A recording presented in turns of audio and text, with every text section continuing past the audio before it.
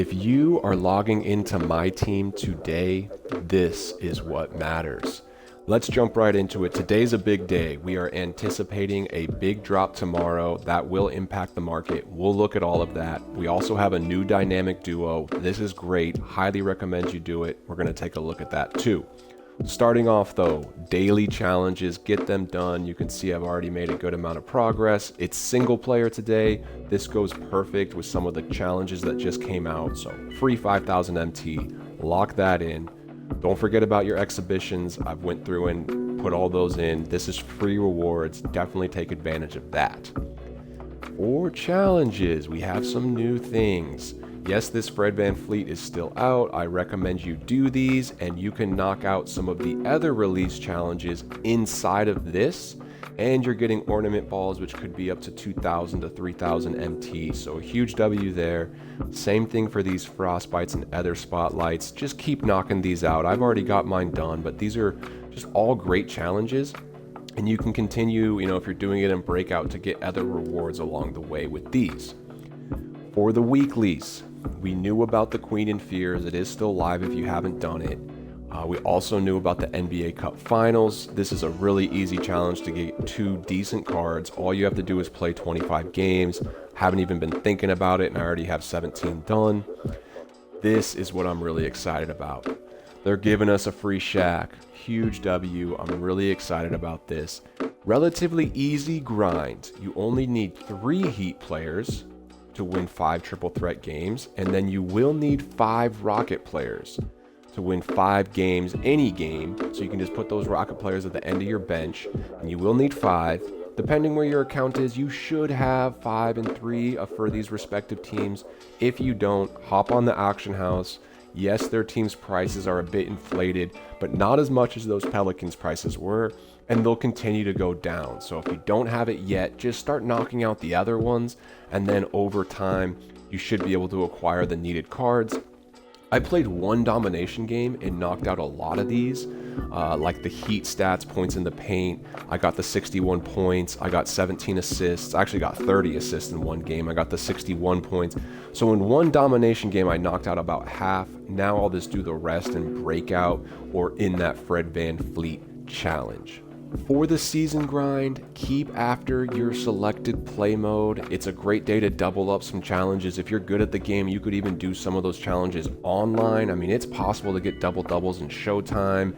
Maybe in All-Star, you can get 17 assists if you're really moving the rock. But keep them in mind, but don't lose track of your season grind. I do think those exchange pieces are worth it. So whatever your selected mode is, that's kind of your anchor for the season. Just keep grinding it. Shout out domination. I would recommend you finish the all-time domination. For today, when I did that Shaq challenge, I actually just went into this old domination and replayed one on rookie. I still got 2,500 MT for it. I popped the 2-time rep pack before just to make sure I doubled up on rep. I got half of that challenge done plus my 100 stats. So in 1 domination game, I think I got so much done. It wasn't the most exciting thing to do, but when you start knocking out all these challenges, it becomes exciting, at least for me. Big news. Let's think about the auction house here.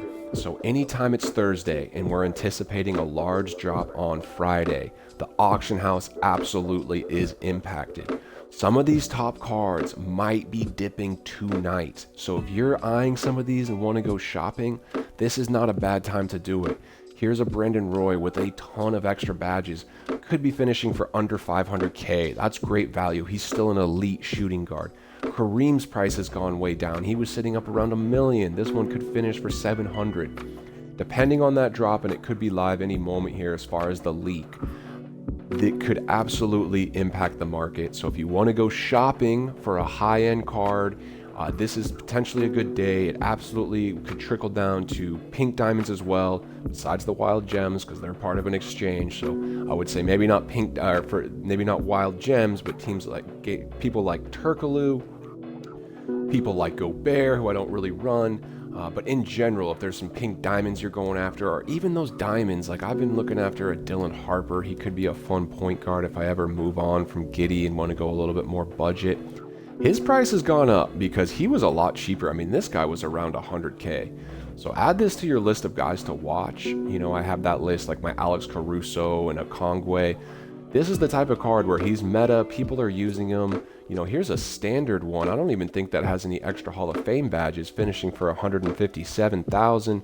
It's a bit elevated for me, especially for a diamond at this point in the game, but there could be some money to be made on a Dylan Harper. You can see with extra badges, he's going close to 200,000 here.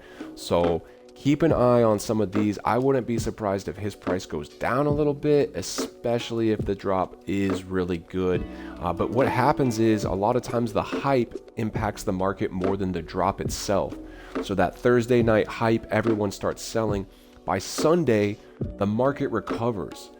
So say we see a 30% drop tonight due to the hype. Sunday, the market's back up to maybe 5 to 10% of what it was. So there's plenty of space there to either make profit or just get a card that at a really good price that you're excited about.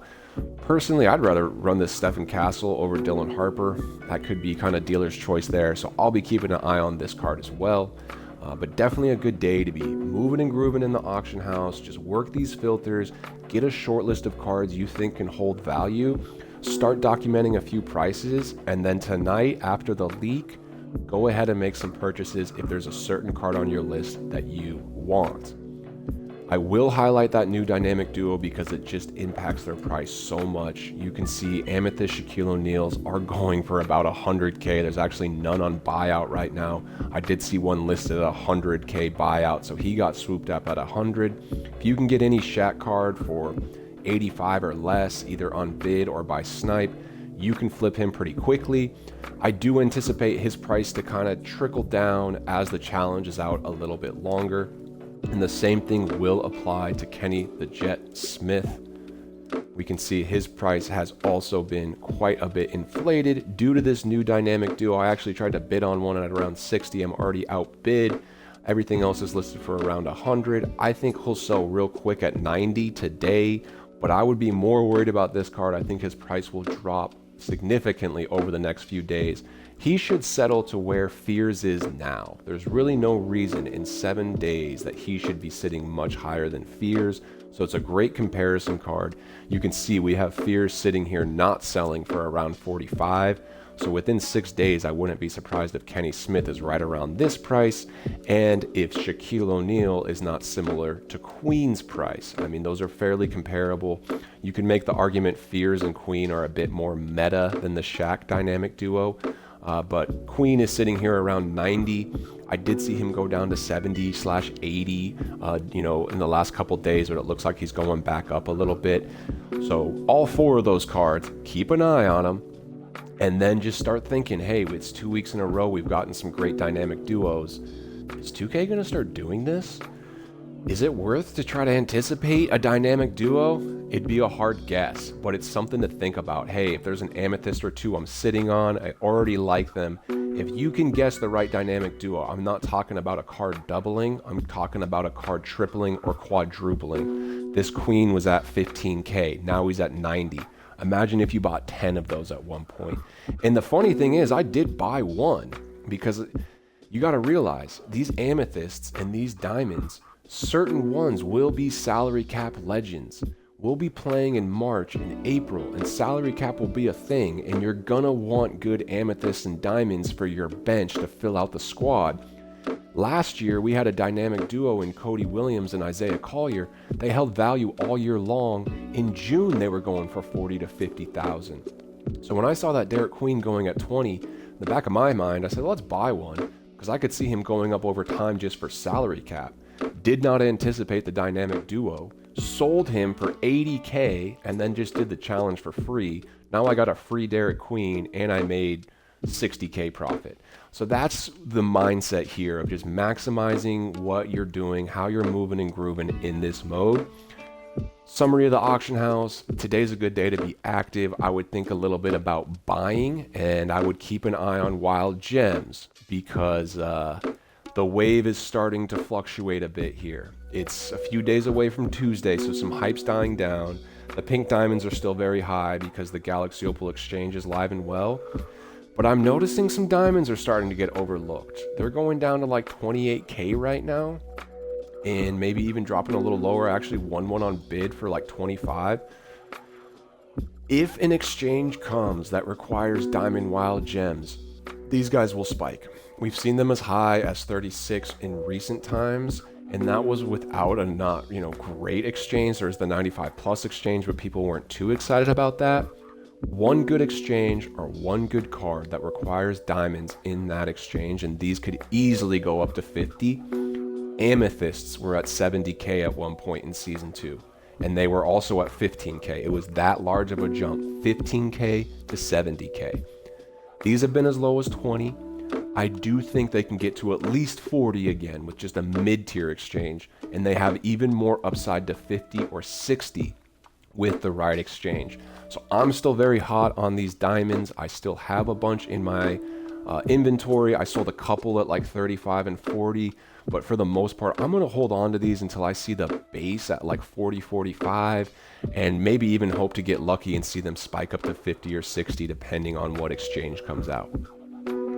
With that, I am going to sign off with you guys. Keep grinding. Have fun in the menus. If there's any questions on what mode to grind or what card you should use or what to do with your MT, please do leave a comment, like and subscribe. We're up to 13. Just 2 days ago, I said I'm looking for my 10th subscriber.